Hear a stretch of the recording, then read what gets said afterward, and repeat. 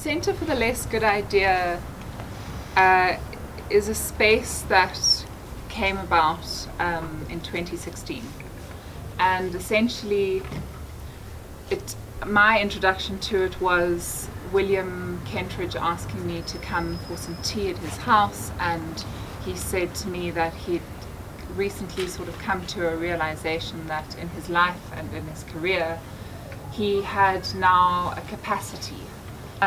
Once you start to make, elements of it collapse, and as it meets the real world, you recognize that there are just these things that are either not possible or not interesting, and other things make themselves known, things on the periphery. Typically, in the structures that hold art making right now, we cannot afford to pursue the peripheral. We have to focus on what we proposed and meet that big idea rather than the true idea that is much more fractured a lot of the time. And so that is the essence of what the centre is interested in. We decided that my role within it, as I was working with William to understand what the space would be to be not a director, but because that process doesn't need directorship. It's a conversation. So it was to be a kind of an animateur, an animator, a person bringing motion and momentum to a process, to encourage the breaking of the habitual that artists have been sort of forced into, which is write a proposal, make the project, write a report. And to say, let's be in the sticky problem for a while and see what emerges. And so one of the reasons we're here today and what we're wanting to talk about is the way in which we've been attempting to capture process and then the project and what is made at the end of it. Recognizing that even when it is that project that is presented to an audience, it is a moment in a trajectory of any artist, because we have these threads of conversation that lead through our entire lives. So how do we capture the making? And the reason that became such an important aspect of what the centre does is because I come from a visual arts background, and so I'm immersed in a kind of history and a knowledge of what has happened and is happening in the visual art world. But I don't have the same extent of understanding in the dance world or the theatre world, or the written world and the poetry world. And so I decided to attempt to inform myself as quickly as possible. And my strategies were go for those 6 months and see as much as you humanly could. I nearly lost my marriage, but it was night after night of seeing what was happening in the various spaces across Johannesburg, and looking at what was special and where the networks were, people who were collaborating with one another and then showing in different ways and works that were related, and having these meetings and then trying to find records of people's practices, so that I could see their trajectory a bit better. So, you know, there are kind of superstars. There are obvious people like Gregory Mangoma of Vuyani Dance Company. If you go online and attempt to find a kind of solid record of Gregory's practice, it doesn't exist. If you go and try to find out who Lebogang Mashile is, you find some of her kind of paid promo work versus the essence of what is Lebogang Mashile, a national treasure. So how do we start to meet that as a space and really record the artist in his or her essence, what is powerful about that individual? And so very quickly in our kind of structure of team and individual, we established that a cinematographer and an editor at any one time would be essential. And it would be that we would be capturing and kind of on the same day or the next day editing that footage and recognizing that our eyes are lenses, that there is a kind of editing process necessary within the day, that there is a recognition often in a workshop group of a moment that holds something significant, that we would want to extract then from the camera and show ourselves as a mirror, but also show a broader audience in an attempt to kind of grow an understanding and empathy in those who were watching us for process, in recognizing that watching the artist in his or her vulnerable state of making is an absolute privilege, and really what we should be celebrating and focusing on. So we're going to talk a lot about how we've kind of grown and streamlined and how those steps and mistakes have led us to better understandings of how we do that now in our 4th season. Noah Cohen joined us in the 1st season as an intern, virtually volunteering, and wasn't involved in the film crew. And due to some kind of emergency ended up, I think, editing because of some time constraints, and we immediately saw a wonderful eye and a capacity to really hold something as it felt in the room then on the screen. And so we asked Noah to stay on with us, and in fact helped you get a visa to stay here. And now we've gone from, in the 1st season we had 2 cinematographers and 2 editors working full time. We're producing the same quality and the same content and the same amount with 1 director of photography. And so that we've really begun to understand that quite well and to streamline that. And it's given us access to other kinds of budgets that we can focus on, for example, getting a quality sound crew on board to record everything that comes out from an auditory perspective. And also we always have stills photographers with us, because in a very different way that captures moments, and there's relational stuff which is fascinating, where you sometimes looking through footage and you think this was the moment that something was recognized and a piece was birthed, and then you receive the photographs, and Zivanai Matenji is our photographer, and I don't actually know when Z sleeps, but basically he'll do an 8-hour workshop with us, and the next morning I wake up to ping my WeTransfer app saying you've received 106 photographs, and they're edited and beautiful. But in that way you start to recognize, oh, it was, yes, that was an essential moment that was captured on the camera footage, but in the stills photographer, that idea actually happened earlier through a different channel. And so it kind of catalogs through multimedia ways the kinds of moments that we have in the ensemble and the making. So I think I'm going to stop. We have 2 seasons a year. They last 6 months. This last season, it's sometimes curated by a collection of curators, sometimes by an individual. In fact, this is the 1st season. It was just an individual, and it was Professor Jane Taylor, our 11th curator, and an unbelievable education for all of us to have Jane create this season and draw out the best of each artist that she selected and chose to work with.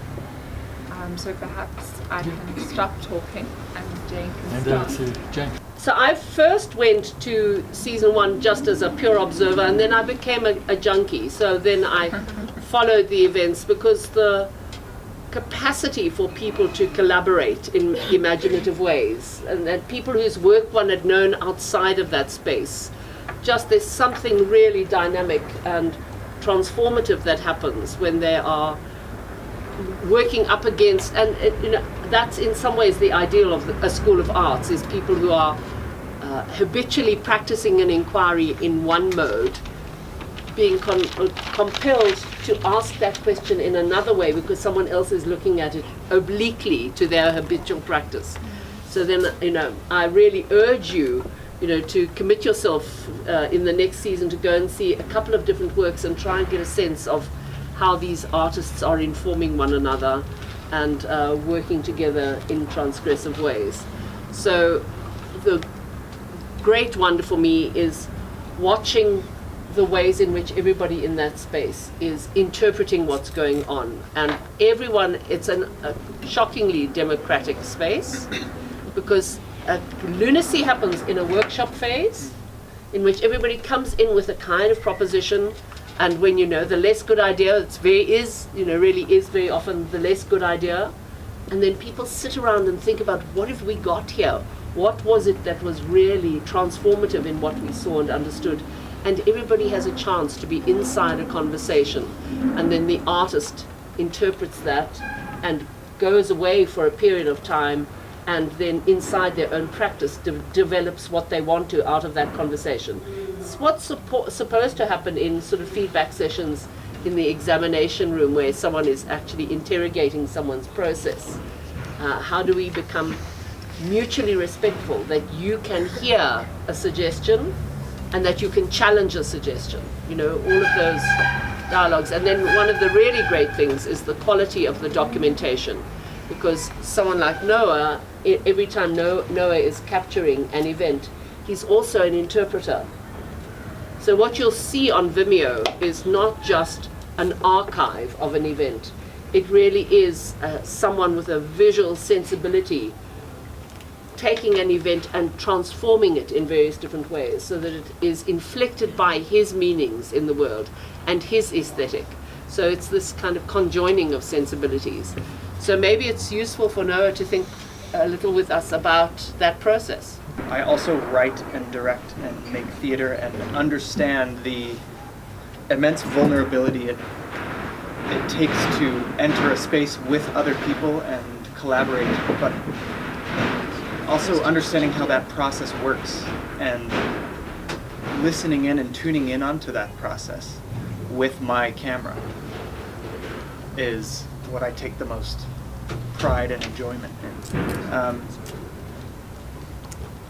The workshop sessions, which is I think mostly what we'll show today, have for me always been the most interesting times, because structurally in a season you have the workshops where the work is developed, and then because in the nature of this work we need to perform, it is performative, we need to have an audience. We end up showing something at the end of the season that could be very different from what was developed in the workshop. But as Bronwyn said, those workshops are where all the sticky problems arise, and the collaborative nature of making happens, which, as you can imagine, is perfect for camera. It's not. It's a feedback session, but it's an active feedback session. We're not sitting necessarily. I mean, we do talk, but instead of talking about what we want to see, Jane or Bronwyn says, actually, why don't we add some dancers to this, or a dancer will just get up and start dancing to the words that are happening. And it's so exciting to be filming these moments, and that's what we want to show people on our archive, but also through our kind of social media lead up to each season, to show people that yes, you're going to come see a performance, but we want to bring you into the making aspect of that performance as much as possible.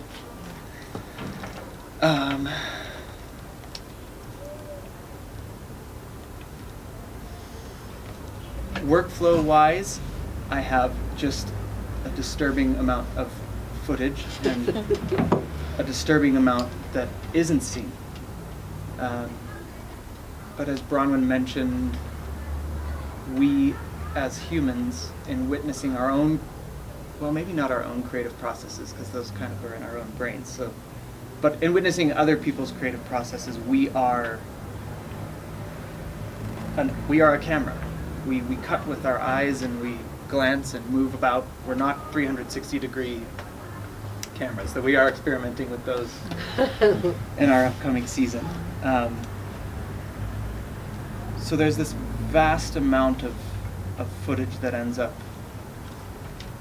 not lost. It'll always be electronically stored. But I always find this kind of sadness in saying goodbye to all of the stuff we don't see, but an immense happiness in finding moments that work and that speak for each piece or each person. So I think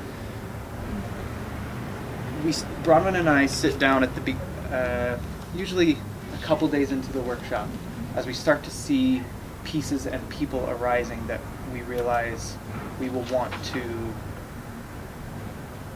show people, so we start with this list, and it's a very amorphous list. People will leave and pieces will merge, pieces will disappear, pieces will arise. So this list is kind of this thing that I always look at, like, okay, I wanna. These were our basic ideas of the videos that we'll release. And what's important for me is to be present during the artist's process, but not too present.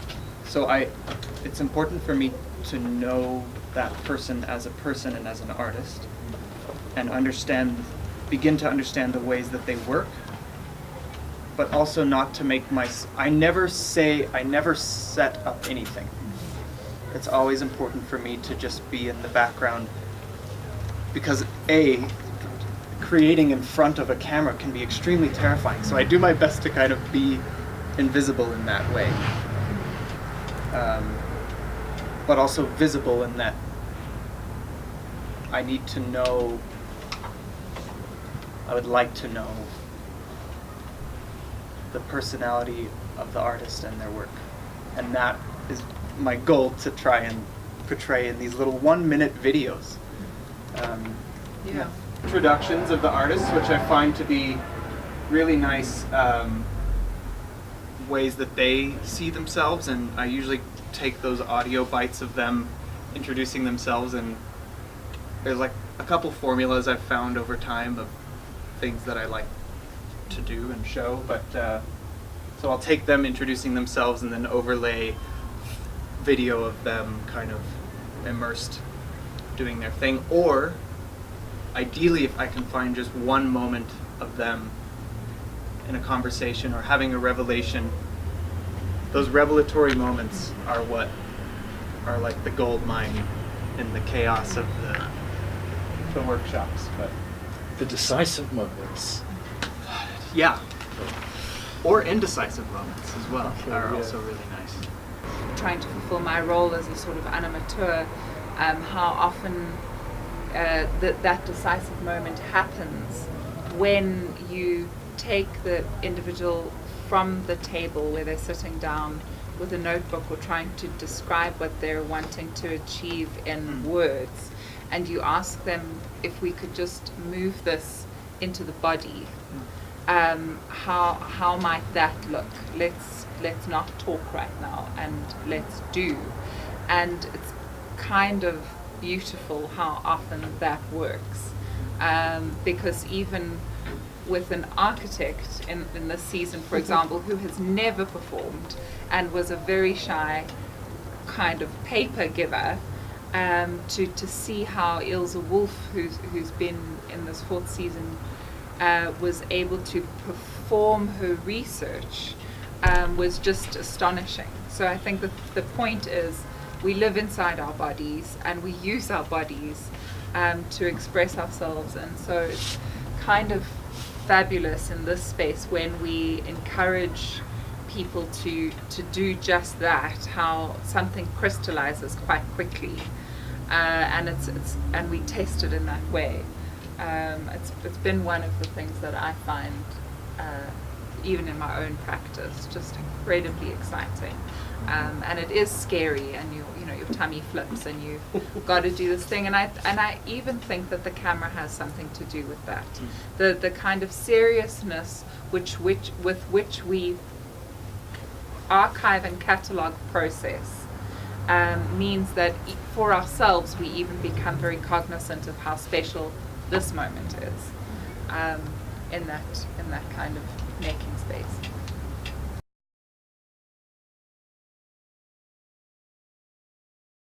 Not that much in the work, and really isolated with stillness, and really what do we do to the body when it's still, and what kind of energy is needed towards the body, and what sense is in the words then. Is there a story or what? Because normally in our creation we never really follow the story, but rather the image, and the image informs the next one, and then the next one, and then the next one. Then it's a series of images which kind of create a narrative, and mostly it's visual.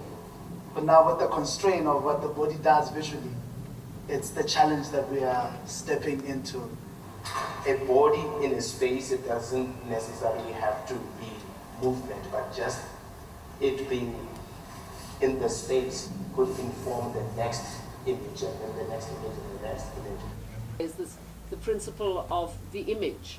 And so that allows a tremendous generosity in the camera, because the camera is then hunting for images that are being iterated in various different performance practices. So you hang a big idea, the image, and then it provides doors for everything from the workshop just to flood into that idea. And it becomes a comment on image making, even though he was talking about his own practice. He talks about everybody's practice in that way. So a very deft handling of a vocal line and dozens of different imaginative enterprises. And the strategy is to give these extracts are intended for our website and our Facebook and Instagram page. So it's about bite size, because that's how people consume. But it's to, in a bite-sized way on a daily basis, it's to build your understanding as an audience member as to what we're doing and what you're going to come and see. Once the performance takes place, it's filmed in its entirety and archived on our Vimeo page with an extract of it in the same way on our social media page, which kind of leads you in. So we give you a starter, and then we keep feeding you until you're interested enough to sit and watch the 30 minutes, the 40 minutes, the 50 minutes online. Because that takes discipline, and very few people, we're all kind of, like on an 8-minute max at the moment, I think. So it's about trying to sort of entice that. And I think seeing people in different roles there, the intention is to introduce you somewhat to Billy and Maklatsi and to their collaboration. If we could watch the center with Pan Troglodyte, this is now showing them, amongst others, in a different kind of platform, or a different kind of focus.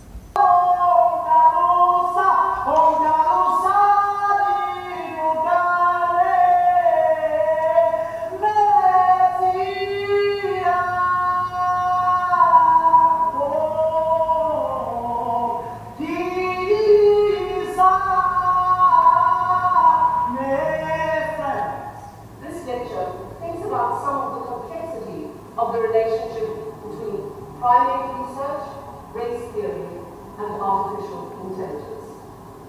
I'll begin with the work of both and Cohen.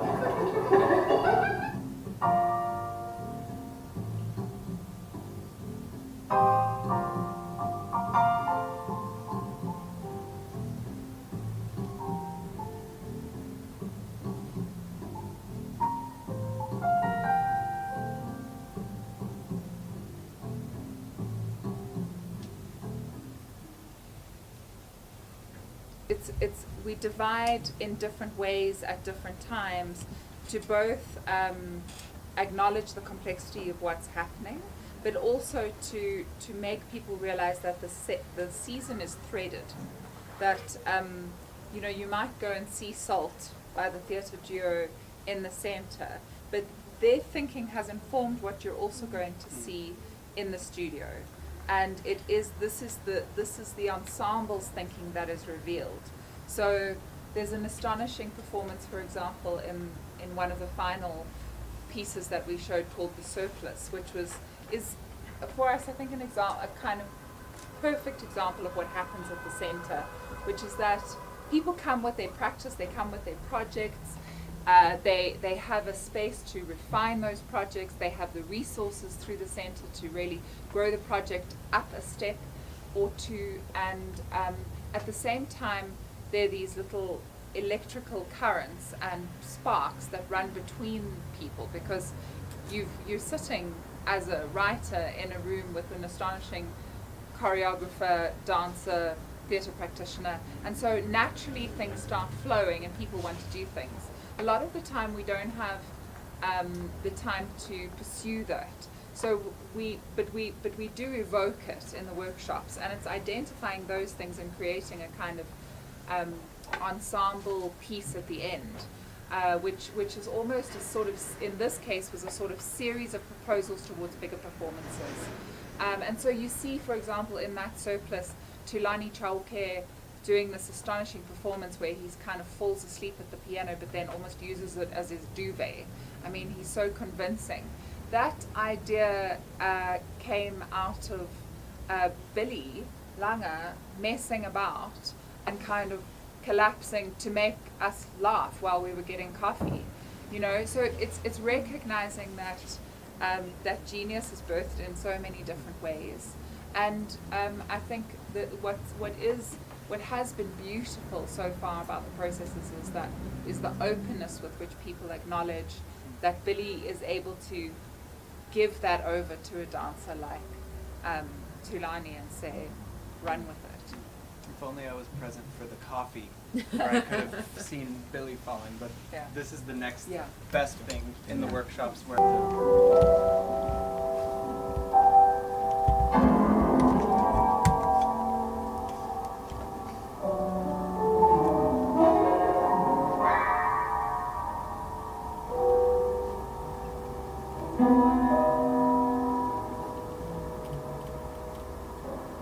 And in this piece, we had Jill Richards, who's a really extraordinarily gifted and accomplished classical pianist. She performed part of a concert, and then she made herself available and would provide incidental music. So when you hear music in the background, you've got Jill Richards sitting at a Steinway, and then you've got Thulani at a broken down old crock, and you have those sound fields. So I just wanted you to understand the sound in the background. So please go ahead. I wondered if you guys could talk a little more about how often you think about risk as a thing that happens and you engage with, and then I suppose tied to that, I think we don't talk enough, in my experience of various artistic endeavors, about what seasonal thinking can offer. So what the idea of a season makes possible, as opposed to the ways in which we experience artistic production, as you were speaking about earlier, is kind of a very short-lived, profit-driven model. It's driven by something else, whereas I think there's something generative in this idea of what the seasonal thinking is and what it opens up, and then how you document both of those aspects of risk and seasonal thinking and this. Because I think those, for me, are two factors in artistic practice generally that we need to think about, and documenting that is so hard. And I'm doing this because I don't have the words. But how you capture that feeling, that bodied feeling, because those things produce affective experiences. So I wondered if you guys could talk a little bit more about that. Bronwyn was interested, because my background is part academic and part creative, and Bronwyn was interested in the conference as a kind of an overarching paradigm. And then you start thinking about what is a conference. You go to so many conferences where there's a panel, where there's the illusion that people are talking to each other, but people produce these totally enclave papers, and some desperate interpreter tries to then construct a question and answer session at the end where they might have some kind of dialogue with each other. So it was partly to parody those conventions, but also really to explore what a creative opportunity allows in that kind of conference thinking, so that people are genuinely aware of, because when you go to a conference, you submit your paper, nobody ever bothers to say to you, this is the other paper, do you want to be in a dialogue with each other? So the great sense in this was that the conference attendees were all reading each other's papers before they had to present, so they knew if someone is talking about this, and in these ways it engages with my research, I can explore both of those together. So that was a massive kind of generosity inside the season, because these people who were giving papers had all read each other's papers and were in a perpetual dialogue. So there was, as I said, this piano performance by Jill Richards, and then there was the Collapse concert was half Jill Richards and also half Kyle Shepard, who's a kind of radically brilliant interpreter of the jazz piano. But then the chimpanzee puppet that I had in Pan Troglodyte, there's also a very poignant moment in which the puppet tries to play the piano. And so there's the puppet is seated behind a playboard and he's doing this, and you hear the piano in the background, and gradually you see filmed footage of two puppeteers and Jill Richards, all with the chimp puppet trying to play the piano. And you can't quite work out whether you feel sad because there's a chimpanzee trying to play the piano, whether it's because there's a piece of wood trying to play the piano. But they're always already then in a dialogue with Kyle Shepard's radically interpretive, expressive chaos inside the piano, and Jill Richards as this kind of classically trained pianist. And you think, which of those traditions is the chimp going to be able to master? So, what was really great in thinking about the season was this dialogue that was happening between the different events. I think the question of risk is one that we're very interested in. We often use the word, and we often encourage ourselves to take the risk, both the artist and then also the center. And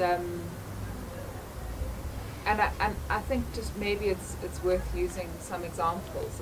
It's seeing, for example, asking somebody like Ilse Wolff, who's an incredible researcher and somebody and architect, and the commitment with which she researches and practices, and the intelligence with which she presents that in the form of a pamphlet that she makes is astonishing. So now to ask her to step into a performance role in a way herself is a risk.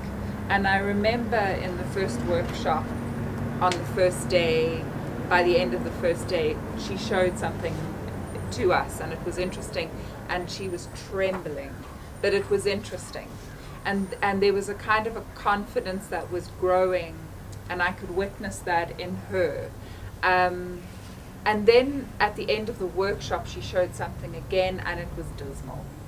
And I remember panicking myself, because it's the end of the workshop, and you're also thinking about your audiences, and are we going to do this, and you lie awake at night worried about it, and what's happening. And I kept, because they flew back to Cape Town, so I kept kind of asking Jane how things were going, and it felt really risky. And William even saying to me, "Where's the piece with it? How's the piece going with Ilse?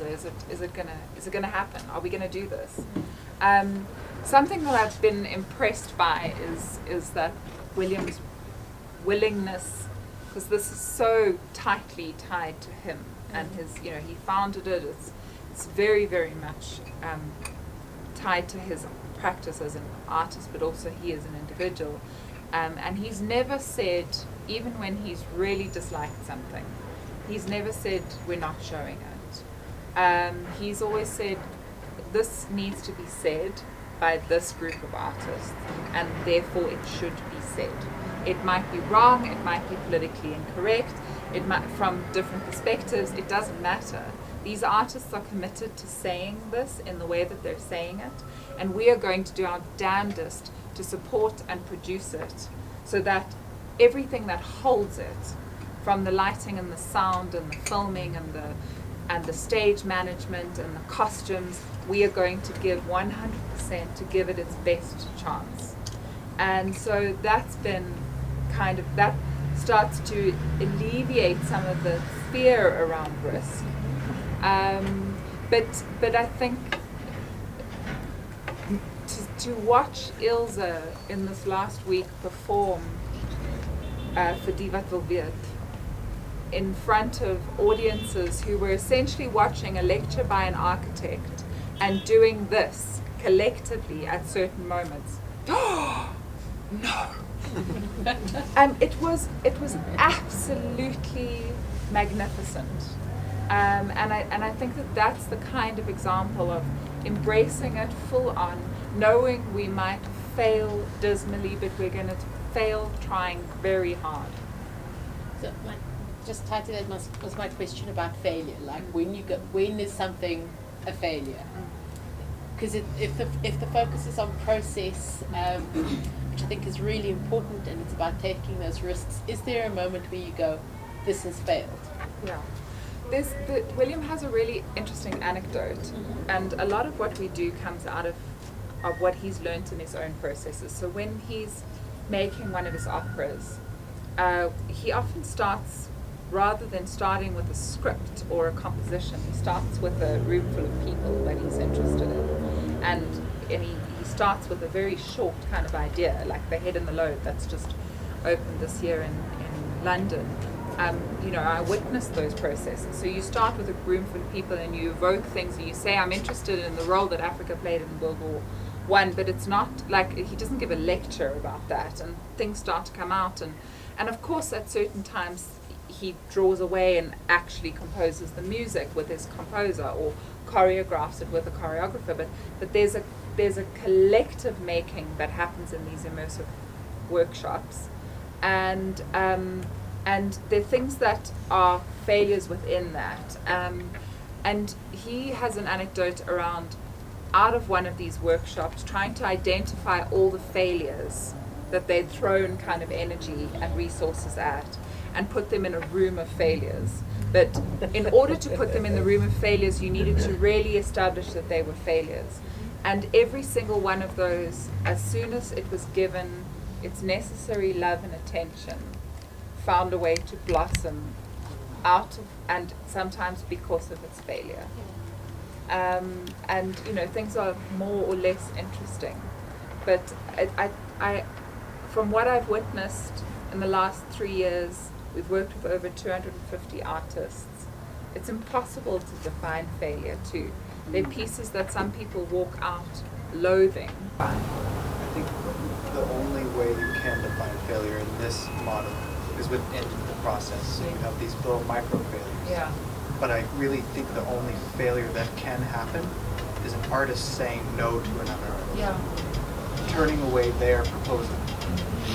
And it has happened. It has happened. And it's really sad to see, because the whole space changes from this yes and, the rule of improv and building, and it can turn into a really, it can turn into a negative space. Yeah. There's a kind of toxicity. That's the only time I've seen failure. So one of the things I wanted to follow on from that, a lot of the space here is my space of the Cultural Policy and Management Group, and a lot of the students are in that space. And one of the things we're particularly interested in is about audience, and about what do we mean by audience, and who is the audience. And the thing you said right in the beginning about you're not making it with the audience in mind, you're making it because of the process. And so it's all about the way in which artists interact, and how they and what you're filming is the process. I would like to know, are you documenting audience? Are you documenting how audience responds? And if you are doing that, when are you doing that? Are you doing it at the point of final showing, or are you doing it at points in the process, the iterative process of making? I just think it'd be quite interesting to understand Extremely. yeah. I'll just talk very briefly I've had an historic interest in curatorial practice, so I'm always interested in trying to identify how you access different constituencies, because the audience will always break down into people with this set of passions, this set of priorities, and so on. So I'm always interested. You don't necessarily have to have all of them present in each one of the events, but across the cycle, if you can try and imagine the complexity and the richness of different constituencies, that's something I'm really, really committed to. And so one of the things that has been so striking, and I'll ask you to talk just now about the feedback forms and that kind of thing, but the last performance that we had was Mamela performing her piece Black Privilege, and the audience was about 10% the usual audience at the center, and the rest was LGBT activist groups and so on, a constituency with a real kind of attachment to a mode of interrogating the vulnerabilities of the body and so on, and the performance of the self, who had been followers of Mamela. So, I'm really interested in how one identifies art, and of course, Kyle brings a jazz audience. Each of these people, Jill Richards brings I'm really interested in that practice, thinking how you complicate the arena of who South Africans are. Yeah, absolutely. I mean, we always film, when we do the filming of the performance, we film the actual performance and not the dress rehearsal, because we notice the performance always is exceptionally better when there's an audience. So there's the performers are always energized by an audience, and you capture their audio response to things. I mean, we've got, I'll never forget in our second season a piece called Inyangeni that was created and choreographed by Nklanhla Maklangu, and Simpiwe Bonongo is the most incredible beatboxer. So we had we'd run an open rehearsal with a lot of people that were invited that are sort of better, less good friends who come to almost everything, and we'd run that rehearsal and seen the response, and people were astonished by it, and it got a big reaction. But then the next night we ran it for a full house of children from the Hillbrow Theatre, who are we've worked with on a number of occasions, and we always invite to our dress rehearsals. And Simpiwe utters his first sound, and the room explodes. And it was just the energy, the comments that came back. It became a dialogue between the performers and the audience. And just to see how the piece shifts from audience to audience and the way in which it gets interpreted is amazing. So we do record that, but at the same time we built in these feedback forms right in the beginning. And the reason, a lot of spaces do that, but my impulse on that level was a kind of real disappointment at the lack of arts journalism and review that we were receiving. So, and when I was speaking to other spaces saying, do you have kind of people who come and watch and write for the papers and kind of get this out there, and doing personalized invitations to individuals who do that and trying to entice them, not ever offering to pay them, because then it becomes a very different thing, but saying, we could, if you're from Cape Town, we could accommodate you and help you with your flight, but we really want you to see this, and very much sort of struggling to get a response. And so we decided to build the feedback form in, and it's been fascinating because in very small ways people do, when they're inspired, take their time to write back to you. We've got some astonishing quotes over the last 3 years. These are your online, it's online the question you get after you. Yes, and we compile it and we share that with the artists. We send it to them to say this is what people have said. And obviously I go through it, because sometimes people say stuff that is not worth damaging an artist for. But a lot of the time, if negative or positive, we compile that and we'll send it on to say, this was the response from the audience. This season, Lungelo, I know you're filming, so sorry to bother you, but Lungelo also did artist and audience interviews. Yeah. Artist and audience interviews. Yes. Great. I mean, for me, good afternoon, everyone. Once again. Hi. Cool. For me, my unofficial participation comes from an interest in watching Mr. Kendridge passing the baton to the young artist. And I was invited by Billy and Mahlatsi, the theatre dwarf, because as a country we've always been struggling. Younger artists there's usually no coherent intergenerational dialogue between the established artist and the younger artist. And I've always been interested in how can you get the arts to be popular again, to be fashionable again. So the main intention of doing the audience and the artist interviews is to find out what speaks to you about this piece. And it was interesting when I did interviews about Mamela's piece, the contrast of emotions that people were expressing.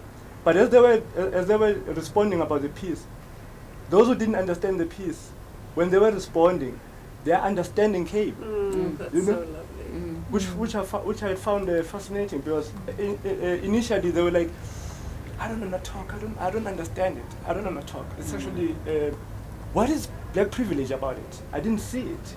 If somebody expresses that something is boring, it's very likely that it's just something that they're not yet understanding. And it's interesting to evoke that conversation, because you do watch it happen when you're speaking to people. As they're describing what they didn't get, they start to get. Yeah. Can I? Oh, you got a question from down the bottom? Are somehow related, but they aren't, which speaks back to this idea of collaboration, that you have all this soundscape that you can have Mahlatsi and Billy creating the sounds that work with Elsa, and then it works with the dancers, with Tulani and everybody, but yet it's so different and somehow related, which is very rare, particularly because when you think of collaboration, it's about speaking to each other, but people normally say they're collaborating, but they're not actually in a conversation. So it was very interesting to see some of the shows as individual shows as they stand, but also now to see how actually at the end of the day there is a common understanding of how there's actually a narrative, because I didn't necessarily know that it was speaking to this idea of sound, because I knew the pianos and you have this idea of the absurd and you're not understanding, and you have Tony and him coming, and now you have the dancers, yet you can it's almost like watching the same thing but having different responses. So I think it's very interesting, which with my engagement with the center, that there is this pull towards very experimental. Like I haven't engaged with the center where I've engaged in something that's very realistic, that you can actually be like something that you can watch at Pop Arts or at the Market Theatre, for example, whereas I find that the center as a space is very related to the risk takers. So something that wouldn't fit very well in a schedule in a very different theatre, that it can exist within the center, but it also doesn't feel like it's outside of the center, because the center has structured itself in a way that, like a less good idea, essentially. that idea that wouldn't work in a very different space, that it's being embraced in that space. That this idea of an image, I always feel like I could still watch people without them talking, but the images are so powerful. Even with like Mamela, you can engage and you can see that actually the way the performances are structured serve the camera, if that makes sense. Is that it's always so visual that you want to capture and you're not allowed, and I always see people trying to, oh my god, this is so nice, and there's always somebody saying, no, don't do that.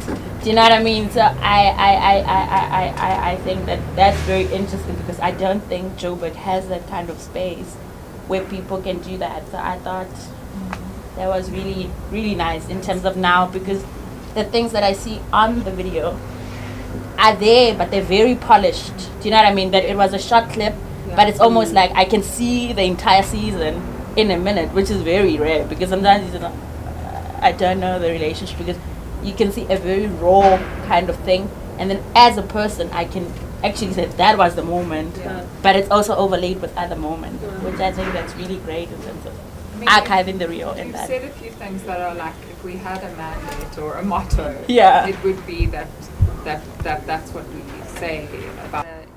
We want to be an incubator, knowing everything that is made in the centre belongs to the artists. It's their intellectual property. We don't hold on to anything, but we know that it will grow and continue to become the even more polished and fuller pieces that it needs to become. So, in our first season, we incubated Requiem Request with Pukumela Minus, who are Iskatimia Choir, and Tulani and Moli Sile, responding to that. That piece birthed Scion, which is now traveling the world and highly celebrated. So we don't need to hold on to Scion because that we're about the incubator. And so it's wanting to do that, wanting to stimulate the genius that is here in the right way, in a healthy way, so that the artists can go on and do with what they discover, really what they please. But yeah.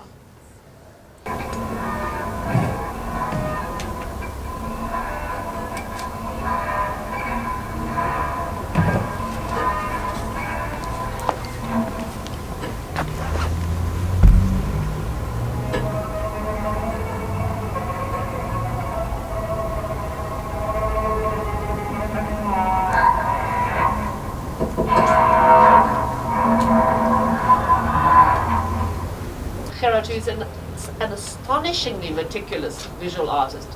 He broke the Mercedes down into its doors and its windscreen, and he got an auto electrician to wire the windscreen wipers, which look like bows when they move.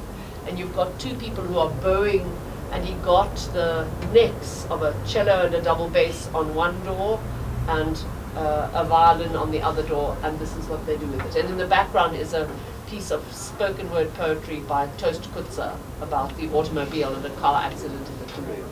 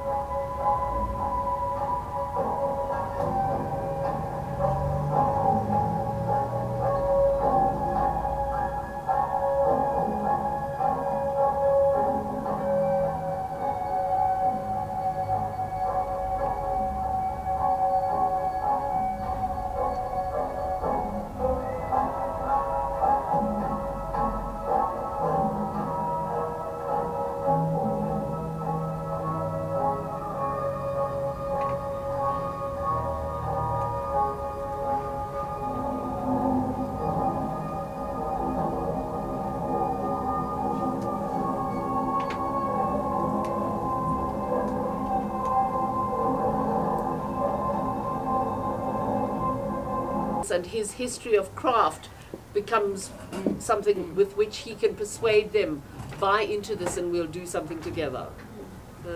One of the things I'm interested to hear a little bit more about is that the process. Is that easy to detect watching the archived footages, or would you still need the narration on top of it, the speaking to the artist who are participating? To what extent does this sit as an archive alone, and to what extent do you still need to hear from the people collaborating what in fact was happening and how the new ideas were birthed and emerged? I think a lot of those questions, and that is a great question with which to confront an archive, to say, does an archive speak, or an archive necessarily is silent until it has someone who interprets it? I mean, a number of years ago, I curated a show about archives which I called Holdings, because what's interesting for me is that we assume that anything inside an archive is there because it's valuable.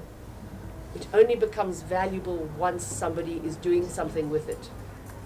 The value of an archive is because we become obsessed with a question and we tease out bits and pieces and we make it have meaning. So I think once it's all there in boxes and just sleeping there, it's a tomb. So it's actually in the act of appropriation and interpretation that it starts to say something about human practice. Can I ask a rather different question? Picking up on Zanele was describing an impulse that a lot of the audience felt at Mamela's performance, to want to take out the camera and take a picture, you know that. And in the contemporary cultural space that we now exist in, the fact of everybody making their own pictures, documenting, is something that one has to work with or work against. How do you deal with that impulse? It's also not great for the performance. It's not nice to do a performance to a bunch of cell phones instead of faces. It's very difficult to read people, and there's often an intimacy. Our spaces are small, and as the performer needs the energy of the audience. I also think that we're trying to discourage the kind of, last month I was in Vienna and I met my godmother there who's in her 80s, and all she wanted to go and do was see the Klimt, the kiss, because she's seen this in a million times in a book, and she loves the painting and desperately wants to see it. So I take her to the Leopold Museum, and we can't get near the kiss for all the tourists who are already lined there to see it. So she sits down on a bench and asks if we can just watch for a while. And we sat for over an hour watching people walk up to this astonishing painting and take no time to look at it, turn themselves around, take a selfie, look at the selfie, do this to see the detail, and walk away through the screen. And it was the saddest thing I think I've ever witnessed. And we're trying to discourage that. You're here with your body, with your two eyes, with your emotions. Be with the piece. We promise we'll archive it for you. It's on our page, it's on our website, it's in our hard drives. We take much better photographs than you do. Yeah, but the person's face isn't in it. Yes, your face so isn't you've missed in it. the point in time. Well, exactly. But so this is the thing. I want to create an app for that. I've been to the Leopold, and they've even got a special room Yeah. with a pretend kiss. Yeah. So you can take the photo with a much bigger version, which is a poster, so that it looks better for your picture. I think if we built a season, we had actually an idea, and Tegan Bristow was one of the first ideas. She was a season 2 curator, digital interactive artist herself, and one of the things she was interested in is having the cell phone present as an interactive way of the audience documenting and adding to this kind of growing image archive of what the piece was online, but also scripting it, so adding their like text and that becoming the script that what is live fed into the performer's ears. And it was this sort of idea. And I know we did a few tests, and at the end of that, in that particular context, it's not to say that the idea wouldn't work beautifully in another one, we realized that audiences' SMSs are not that interesting. And asking, interactive is interesting to a certain point, but actually generally in that context, people are pretty bland, and we have the most unbelievable writers who can bring, and I think it goes back to one of the things that we're interested in doing, and you said it, Zanele, we say it often, if it hasn't happened somewhere else, it should happen at the center. And we're interested in artists who are doing astonishing things. We're not interested in kids and growing artists. We're interested in recognizing that this country has exceptional artists, but they don't often have the opportunity to, once they've been acknowledged for what they are exceptional for, they get very quickly boxed into repeating that for economic reasons a lot of the time. And if you allow these astonishing individuals opportunities to play, they only develop their practice and become more astonishing. You spoke earlier about your focus being on breaking the habits that we have around either making, and I'm interested in what the habits are we have of viewing and engaging with the work, and I suppose, and I'll talk from my own experience, how easily I've become a lazy audience member. So that's I suppose, the start of an observation, but it's a percolating idea, so I'll finish it up quickly. But I think it's Eve Ensler who talks about the immediacy of a kind of theatre environment and what live performance offers, both for its intimacy, but also its inability to disengage. It's a lot harder to disengage when there's someone in front of you demanding a kind of intimacy from that interaction. And I wondered about what your audiences offer. So you've got all of these kind of requests about not taking pictures or breaking those habits of refusing to be still with your body in a space and just sit with your emotions, sit with the performance, take those in.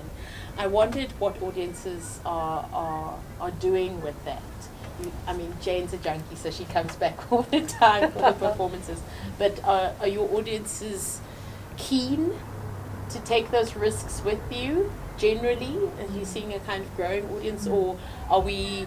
I mean, I'm a lazy audience member, so I want some guarantees about my downtime, and I'm really risk averse when it comes to viewing, because I also want magic. I'm so sorry to hear this about you, Nikki. I know, Jane, I've become terribly conservative in my old age. So, but I'm also now very curious to kind of come back. Yeah.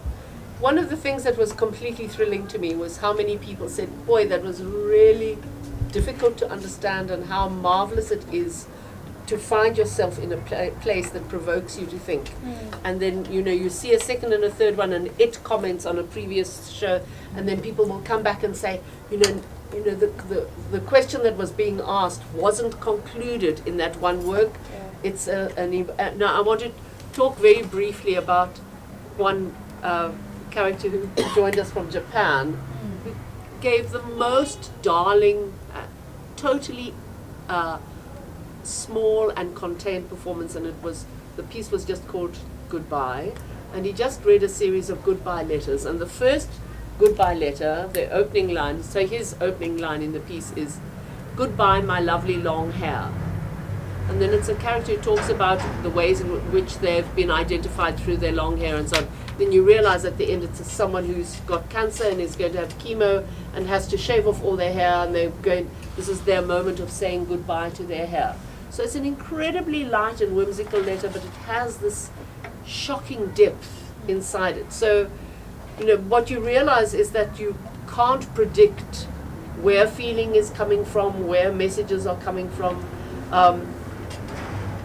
So I'm going to give the anecdote about Michi and the passport. So Michi, performs himself as a lightweight performer, but then you hear some of the backstory, and he read an account of an African American dancer who was trying to go with the company to perform a dance in Israel, and he had an Islamic name, and the border guards just wouldn't let him in. So in the end, in order to persuade them to let him into the country, he had to do the dance that he does inside the little interview kiosk at the border station.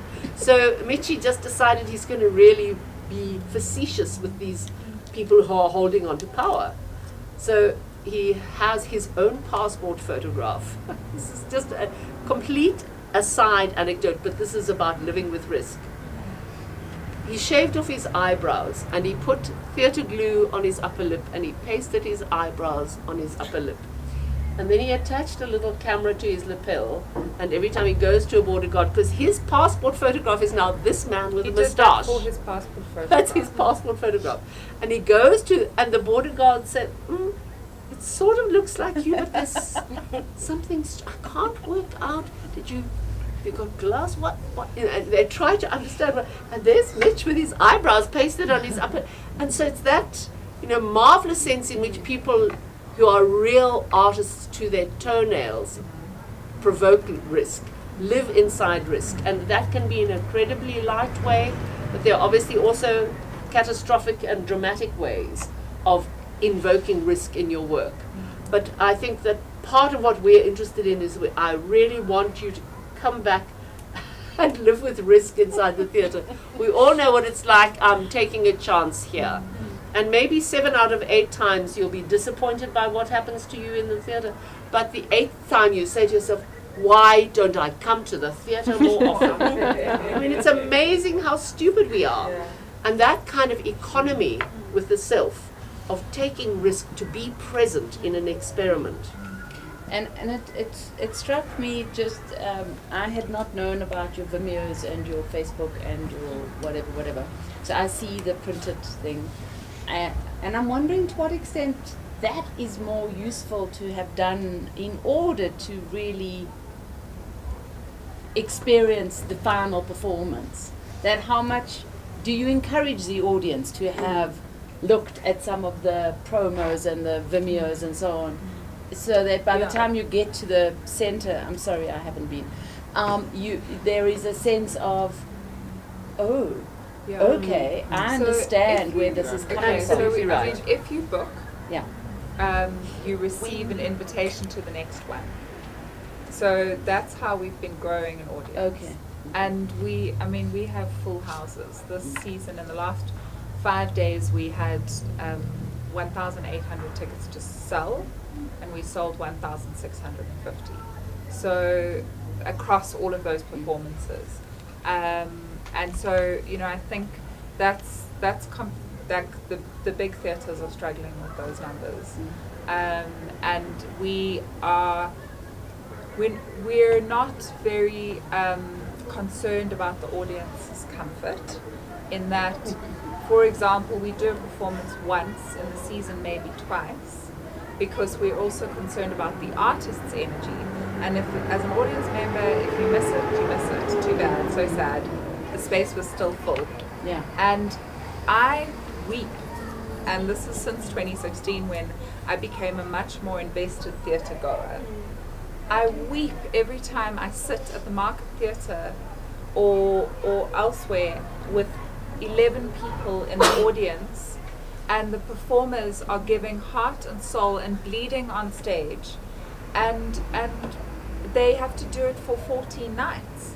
And I think this is ridiculous. These are the people who are the most precious in the world, and this is tantamount to abuse. So, I think we're growing an audience very deliberately, and we're saying to performers, if you're performing, there are over 100 people in your audience appreciating that performance and the energy you're giving that night. Won't you talk about the 4 ones on that principle? So we have the seasons twice a year, and a season runs for 6 months and then culminates in a week of festival. And then every month we have something called a 4 ones. It's that kind of awkward South Africanism, like, for once it was in Joburg. Okay. But it really happens one night only. They're new pieces that we incubate. Sometimes they are pieces we identify that have been commissioned for international festivals but never seen here, and often about this context. So they're a combination of things. We hold them in the same ways that we hold the season with the resources that we have, with funding and equipment and individuals who can see the work happen. And then so once a month, kind of we have a performance. at different, you know, it's not like the third Monday or whatever, it's just as it works for the artists. And we've been doing that, and that's also been, I think, a very, very rich program that's helped grow both our audiences, and it also, they come out a lot of the time of meeting somebody within the season who's there under a particular context. So, you know, you for example, Gerard Marx is identified as the artist. He then identifies Shane Cooper as a bassist and says, well, I want that guy to be the musician on my car. And the center meets Shane Cooper and falls quickly in love. So the next question is, how does Shane become an artist with his own project in the center? And that could very well be within the format of a 4-1s. Who's watching it? I mean, you're taking a lot of effort to produce these excerpts, beautiful excerpts about the process that presumably operate or are intended to operate, tease, develop interest towards the actual performance, which you then record in its entirety. But who's watching these pieces? Are you working to establish an online audience? Yeah, so I built the website on Squarespace specifically because it's firstly a super platform and very easy. I mean, it makes WordPress look like Greek. What's it called? Squarespace. Okay. And it was also, I mean, it was very easy to, the feeling was that the website should feel like an Instagram page, that it's very visual and that you kind of access it in that way. And then once you're in it, you can gather the content. And there's an analytics page there that is fabulous. It's quite interesting. I mean, the bulk of our following online is from South Africa or Southern Africa, but just. We've got a lot of interest in Europe and North America. Mexico seems to light up quite a lot. So you can actually look at the map, parts of Asia too that seem to be following what we're doing, and you can kind of track the interest. You know, in terms of there are 5,000 followers only on Facebook, for example, and I think maybe 2,000 on Instagram, and so each day it slowly grows as people come and see and share. And we've had a couple of kind of offers from people who are in this publicity world to sort of come and make us much bigger and more sort of well known. And I've resisted it for a number of reasons. The one is I think we're deliberately quite cumbersome and obscure, because that is what the process is. I mean, we wouldn't have called ourselves the Center for the Less Good Idea if we were interested in being slick and brandable and consumable. We're speaking to artists in this case, and the audiences that come along with artists who themselves are often made up of artists. So it feels like kind of like a mini little revolution of thinking that's happening for and with us. Was it in the second season? I did somebody said to me, oh, you should pay for a promo on Facebook to reach thousands. And so I did that with a video that we had put together of Nklanhla Maklangu's chant. And so we paid for the promo, and it was accepted and went live, and within half an hour Noah and I noticed 3 disgusting troll racist comments about Nklanhla, at which point I cut it down, switched it off, and just thought, actually I'm not sure I want the whole internet engaging with a piece that is about this man's exceptional journey, who, you know, and they're only out there to injure him, and there's nothing that they have to risk and everything that he has to. And in that instance, I started to think, well, it's okay if our audience is relatively small and particular, because at the end of the day, our seats are full, and we have an incredible luxury, which is that we don't need to make money off of our ticket sales. You know, it costs, William funds it, and a season costs 2 million rand, and the ticket sales, if you sell out, would give you 180,000. So it's never going to meet that, and people still complain about 100 rand for a ticket, again and again and again. Really? Yes. Okay. So the pop art sort of sends you like this press release about what's happening at the center, and their pages also hold a lot of the stuff that's happening. Yeah. So I mean, my question is around how you've actually decided to partner up with pop art, because pop art is quite hippie, and then we get all the stuff that goes to the center, and because a lot of us who are like pop arts people, it sort of sends people that way because they're constantly reminding you on a weekly basis that something is happening at the center. But also on the aspect of the website and how it feeds into, and who watches the video. We watch it, the video. We watch the video, but how the website actually, so when you go and you book the ticket, it actually, so the center tells you this how many events you can book for. So you don't actually have to click, you know, like website normally you click on the program, it shows you the program, you click on somebody's name, it pops up. Whereas the website is built in a friendly way where it actually tells you there's only 4 shows available, and it's sort of then that pops up to this is the quality you want to book, this is the money, and you can actually put it on your card in the same way that you would do the online shopping. So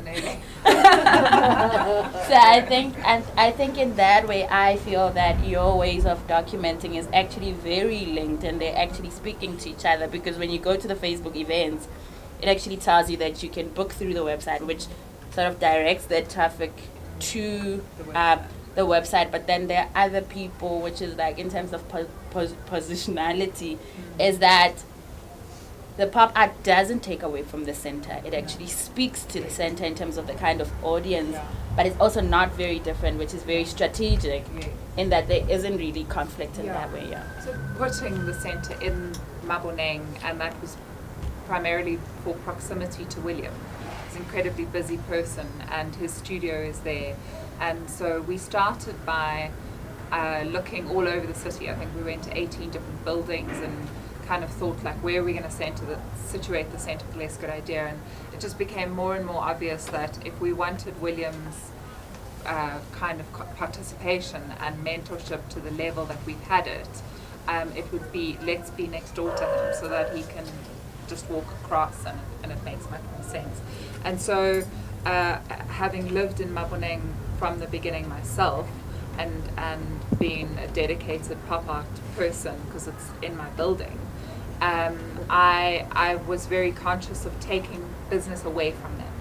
So I offered them this opportunity to be our front of house bookings page publicity people, to run that. They're paid from us for that, which supplements any loss of individuals coming to their theatre, but at the same time actually it's boosted them, they've now found. And so it is a partnership, and it has in the last, I mean, Hayley and Ollie will tell you, in the last 2 years it's stabilized their company from an economic perspective, and they're taking more risks with the pieces that they can book, because they don't have to have these, they don't have to make money to the same degree off of the ticket sales. So it's had quite a nice effect, and it was just being conscious of where we're at, and you know, we're situated in Maboneng, Pop Art's the theatre in Maboneng, so we A, don't want to replicate what they do, and B, we want to make sure that they continue to blossom while we do what we do. So the other thing is that some of the pieces that make sense from our space, like Artist with No Title, just happened. The bulk of the material is sitting on Noah's laptop, and then you've got edited 1-minute clips which have gone onto Vimeo and are available through your site, also on your Facebook page.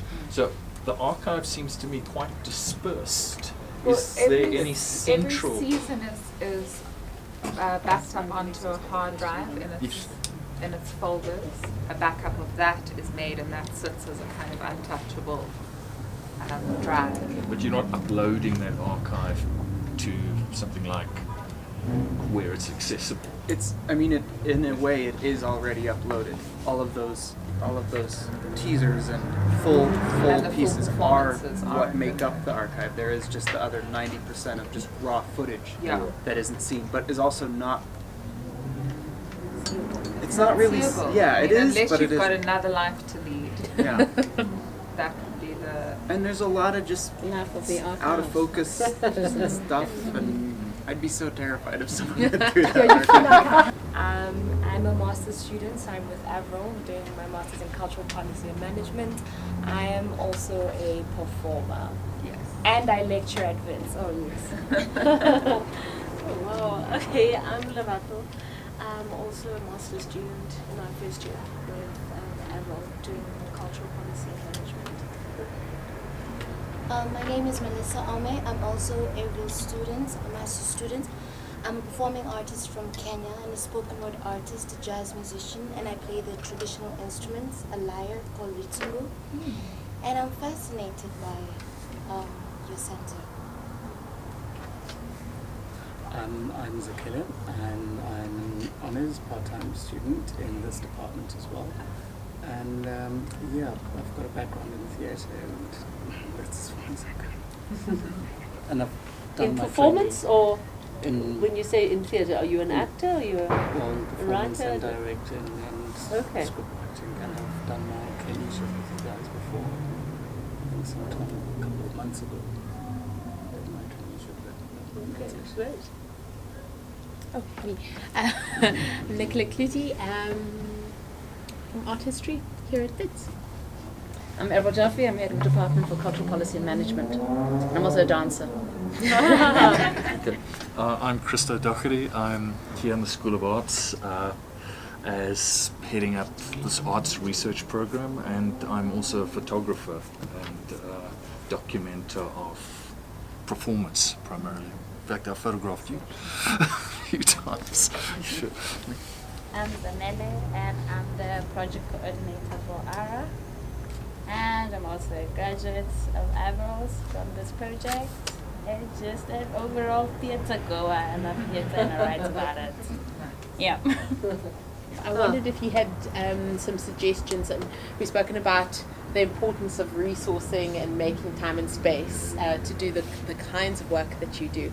But I wonder for students, who have less resources, they don't have a DOP necessarily waiting in the wings to do that, but the value of that lens or that mirror, and what you could maybe say to them and us about how you make those choices about where to focus. I don't know. Yeah. I mean, I don't know if I can speak to resources, but I think we, with technology now, have more resources than ever, and even just if it's an interview or if it's something you wouldn't, and I'm very bad at this as well, but hit the record button on just the audio on your phone, and just get something in your process.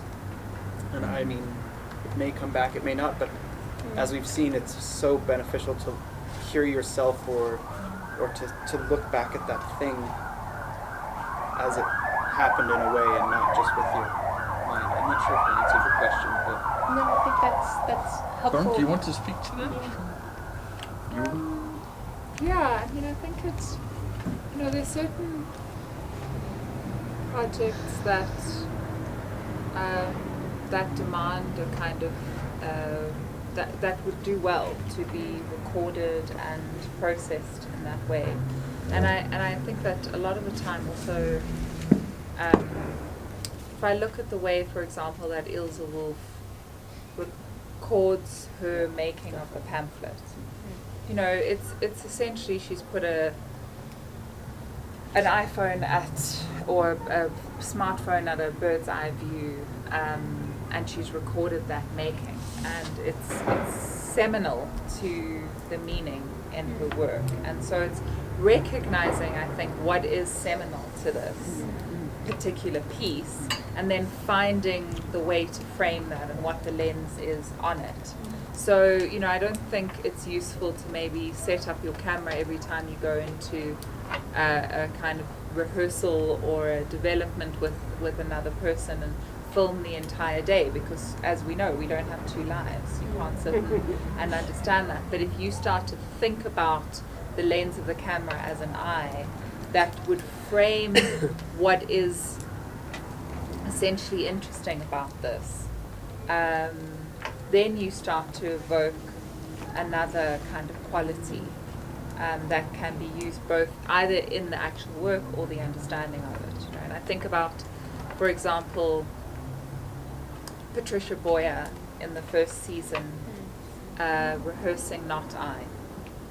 This incredibly difficult 11-minute monologue, stream of consciousness from birth till death that you have to get right.